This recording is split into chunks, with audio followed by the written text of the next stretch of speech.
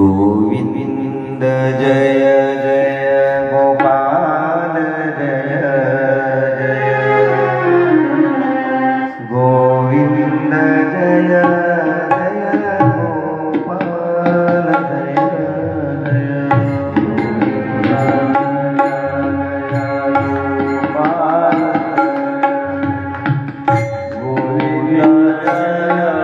गोपाल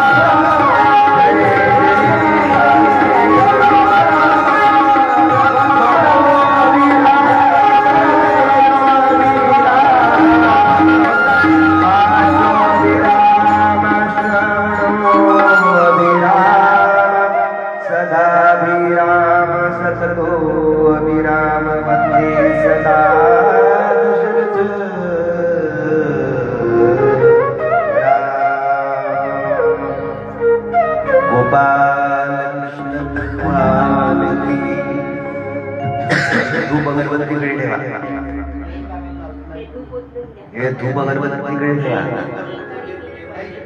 गोपाल कृष्ण भगवान की जय.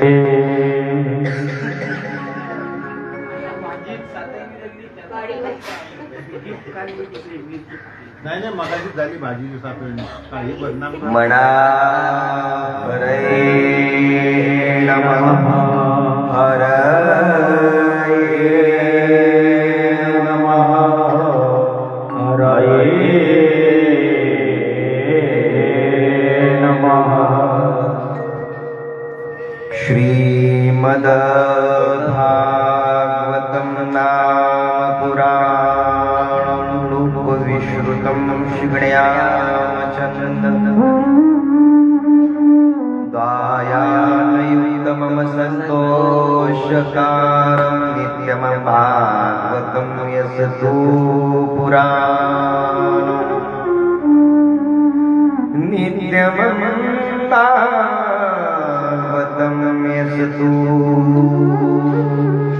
पुराणं पठन्ति नरनरहंसर भवतस्य कपिलादानवं फलं श्लोकार्धश्लोकपादवा नित्यं भागवतं माधवम् पठन्ति निष्क्रिया यस्तु गौशस्त्रं फलं लभेत. अष्टादशपुराणां फलश्रोतिमानवा नित्यं मम भक्ताय यत्रष्टो विष्णवा. मना हरये नमः हरये नमः हरये नमः. श्रीकृष्णचन्द्र कृपालु भजमन नन्दनन्दन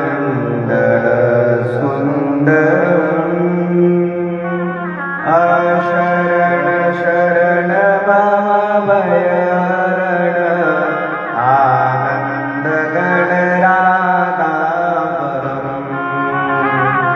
स्थिरमोर मुकुट विचित्रमणिमय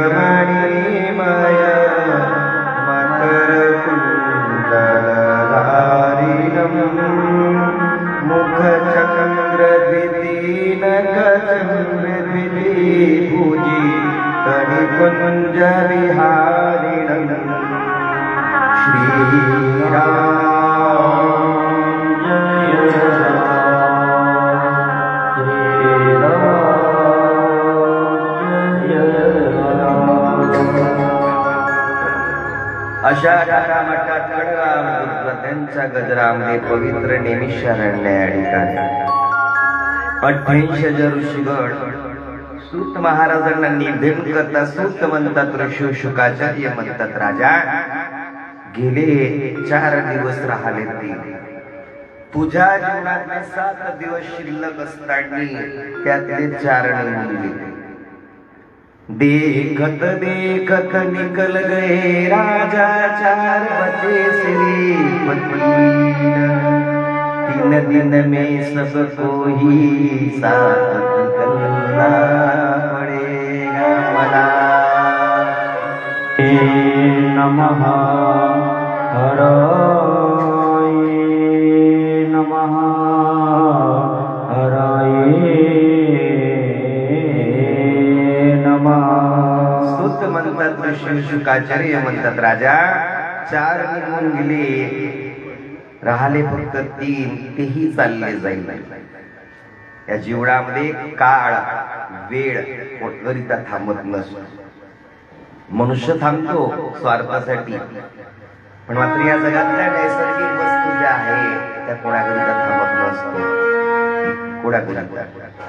आणि त्यामुळे सर्वात बलवान आहे ते म्हणजे वेळ म्हटलं जाते. समय बडा बलवान कोणाकरिता थांबते का वेळ? काळ कोणाकरिता थांबतं का? नाही. त्याला ज्या वेळेला न्यायचा आहे त्यावेळेलाच तो नेल्याशिवाय राहत नाही. थांबत नाही काही काळ. तुमच्या घरी लहान लेकरू आहे, मोठं लेकरू आहे, याचा विचार करत का? नाही रे राजा. आज एवढं सर्वस्व वैभव सोडून तू त्याग करून या गंगेच्या तीरावर भगवंताची कथा श्रवण करण्याकरिता. शुकाचार्य म्हणतात की राजा, परलोकातलं वैभव मिळाल्यापेक्षा इहलोकाचं वैभव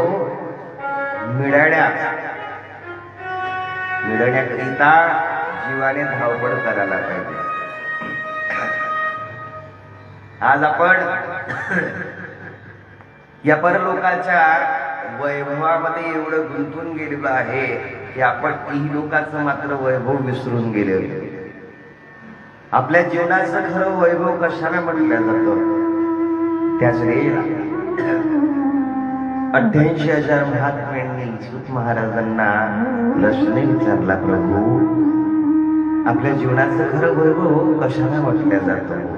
खूप पैसा कमावला ते वैभव, की खूप 12 एकर म्हणा, हजारो एकर जमीन आपल्या जवळ राहिलं, खूप बॅलन्स राहिलं, त्याला म्हटलं जातं का? त्याला म्हटलं जातं का वैभव? नाही. हे आपल्या जीवनाचं फक्त नाशिवंत वैभव झालं.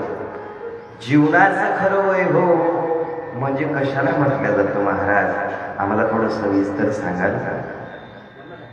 जीवनाचं खरं वैभव कशाला म्हटलं जातं? आणि त्याच वेळेला आचार्य महाराजांना राजा परीक्षितीला सांगते, राजा जे तुला दिसतं ते वैभव फक्त या जगामध्ये फक्त त्याचा वापर करण्याकरिता आपल्याला मिळालेला आहे. आज आपल्याला जे वैभव मिळून राहिलं ते फक्त आपल्याला वापरण्याकरिता योजना, ज्याप्रमाणे आपण प्लास्टिकचं ग्लास म्हणा, पत्राडी म्हणा, कसं योजन थ्रो करतो, वापर झाला की फेकून देत असतो, त्याचप्रमाणे हा वैभव सुद्धा आपल्याला टाकून वापरण्याकरिता मिळाले आहे. हा आपला व्यवहारिक वैभव झाला. पण जीवाला मात्र या वैभवाची गरज नाही. यतिमुळे तपस्वी लोकांनी मात्र या वैभवाला दूर केल्या गेलं. तुकाराम महाराज म्हणतात की तुका मानती विटाळ, तुका मानती विटाळ.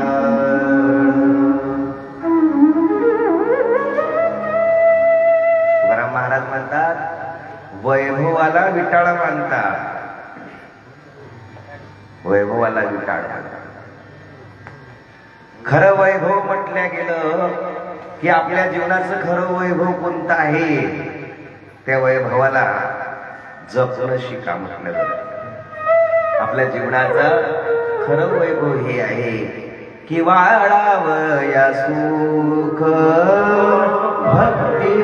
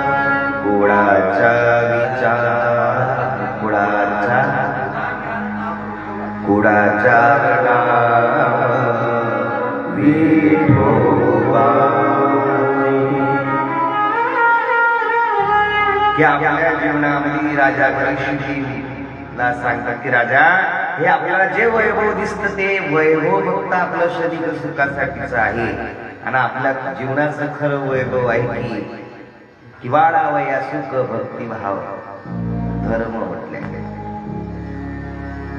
की ज्याप्रमाणे प्रल्हाद भक्त राक्षसाच्या घरी जरी असेल, पण राजा 42 कुळाचा ध्रुव आणि प्रल्हादाने मात्र उद्धार केला. पण तुझ्यामुळे, अरे देवती नावाची जी स्त्री होती, एक मुलगी जर 42 कुळाचा उद्धार करू शकते, पण मात्र तुझ्या हातून तर 42 अधोगतीचा लाईन नेण्याचं कुकर्म तुझ्या हातून घडलं. एवढं ऐकल्यावर राजा परीक्षितीच्या नेत्रांमध्ये पाणी, दोन्ही डोळे पाणावले. खरंच जर मनुष्याला जर पश्चाताप जर झाला तर त्याचे अश्रूच्या द्वारे मात्र त्याला शांत केल्या जाते. दुःखाचे अश्रू फार कठीण असतात म्हटलं जातं. एकाएकी दुःखाचे अश्रू सहज पडत नाही, हळूहळू आपल्या डोळ्याच्या नाकापासून तर मुखापर्यंत ते अश्रू हळूहळू सरल्या जातात, खाली घसरल्या जातात. आणि सुखाचे जर राहिले तर ते अश्रू सुखाचे सरळ मोतीबिंदू खाली पडले जातात सुखाचे. दुःखाचे जर अश्रू राहिले ते हळूहळू पडल्या जातात. महाराज हो, त्याच वेळेला शुकाचार्य म्हणतात, राजा प्रसंग तुझ्या जीवनावर. अरे महात्मे लोकांनी संपत्तीला विठार म्हटलं गेलं, वैभवाला विठार म्हटलं गेलं. आपण ज्या संपत्तीसाठी आज धावून राहिलो, पडापड सुटल्या गेली, त्या संपत्तीला मात्र विठार समजल्या गेले. राजा, जोपर्यंत वैभवाचा त्याग होणार नाही तोपर्यंत मात्र ही लोकांचं वैभव आपल्याला मिळणार नाही. ज्या दिवशी परलोकातलं वैभवाला लाथ मारू त्यावेळेला मात्र ही लोकांचं वैभव तुमच्या जवळ आल्याशिवाय राहणार नाही. आणि आपल्याला ही लोकांचं वैभव प्राप्त करण्याकरिताच आपण या ठिकाणी आलेलो आहे. राजा, सुखामध्ये तीन लोकांच्या व्यवहार नाशिवंत देहाचा आपण पाहतो.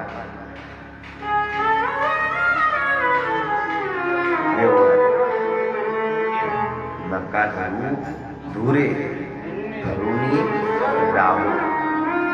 त्यात आपल्याला संपत्तीचा धूळ ऐका, कोणाला आपल्या गुणाचा धूळ, कोणाला मी दान करतो याचा फार धूळ ऐका, कोणाला तारुण्यपणाचा धूळ, कोणाला आपल्या सौंदर्य करण्याचा धूळ. त्याचप्रमाणे राजा बलीला मात्र दान करण्याचा अभिमान झाल्या कारणाने वामन भगवंताला मात्र दारामध्ये जावं लागलं. वामन भगवान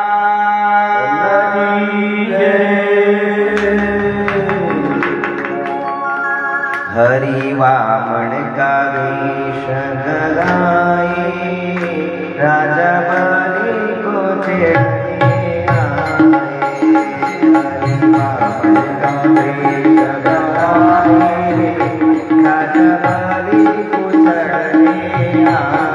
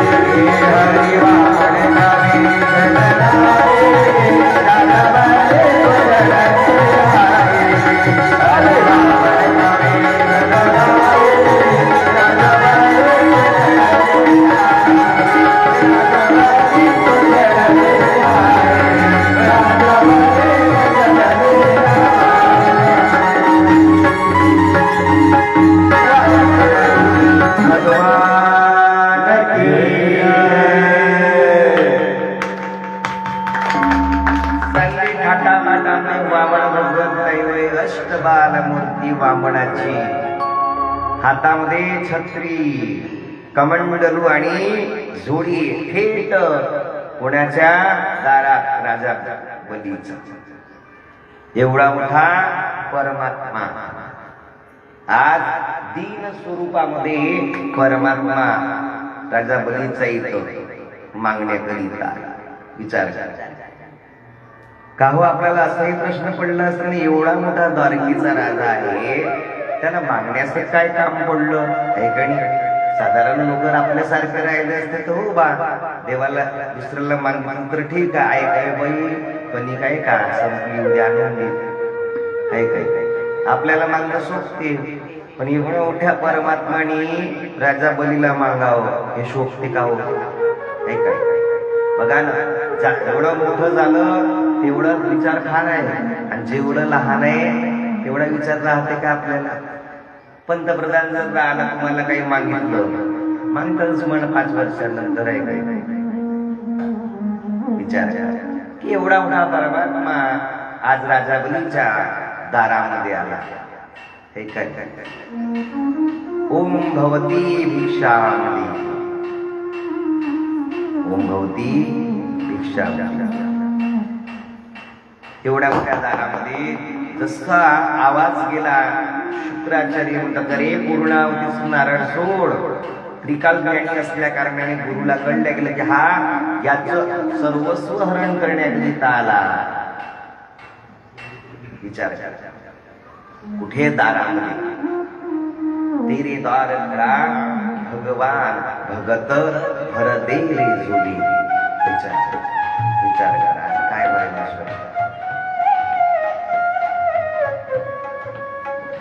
तेरे द्वार खड़ा भगवान भगत भर दे रे जोली, भगत भर दे रे जोली. विचार करा, एका भक्तामध्ये तुम्ही जर काल सांगून बोलून गेलो की हा श्रावण महिना म्हणा, हा चतुर्मास म्हणा, हे तप करण्याकरिता आहे, साधना करण्याकरिता आहे, परमेश्वराची आराधना करण्याकरिता आहे. जेवढा आपल्याला आध्यात्मिक गोळा